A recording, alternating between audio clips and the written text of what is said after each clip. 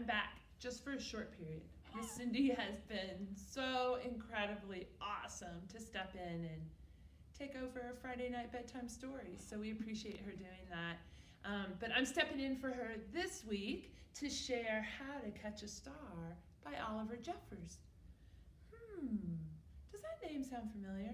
Well, we were just talking about it. Oliver Jeffers wrote The Day the Crayons Quit, that whole entire series. And there's a really cute connection. This summer, our summer learning program, Learning Colors Your World, features Oliver Jeffers' artwork.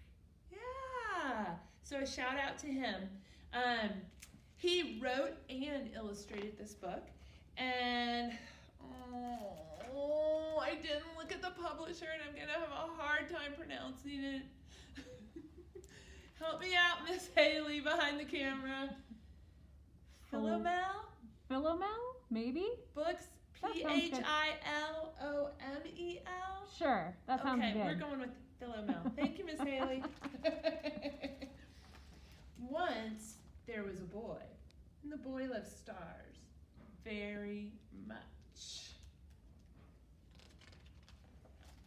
And every night, the boy watched the stars from his window and wished he had one of his very own. He dreamed of how the star would be his friend.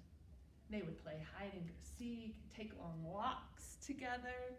I love how he's holding the arm of the star. So sweet. And they're walking on the beach. The boy decided he would try to catch one. And he thought that getting up early in the morning would be best, because then the star would be tired from being up in the sky all night. And the next day he set out at sunrise, but he couldn't see a star anywhere. So he sat down and waited for one to appear. I bet it was a long wait. He waited, and he waited, and he ate lunch. Do you see any stars? No stars yet. And waited, and after dinner he waited some more, and finally, just before the sun was about to go away, he saw a star. Could this be his friend? Could this be his star? The boy tried to jump up and grab it. He could not jump high enough. So very carefully he climbed to the top, the tallest tree he could find. But still, the star was way out of reach. He thought he might lasso the star with the life preserver from his father's boat, but it was much too heavy for him to carry. If only he could fly up in a spaceship and just grab the star. But the only spaceship that he owned was made of paper, and it didn't fly well at all.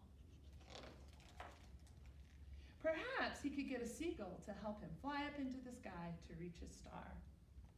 But the only seagull he could find didn't want to help. The boy worried he would never catch a star, and just then he noticed something floating in the water. It was the prettiest star he had ever seen, just a baby star. It must have fallen from the sky.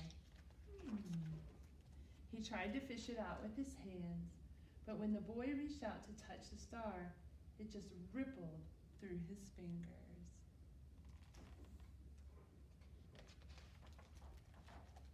Now the boy was sad, but in his heart, the wish just wouldn't give up, and slowly he began walking home.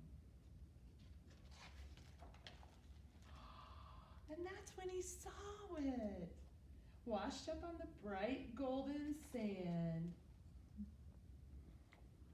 So cool! The boy had caught a star of his very own. A starfish. And here he is reading to his new friend, his forever friend, his starfish. Hope you enjoyed tonight's story, and we'll see you at the library soon. Good night.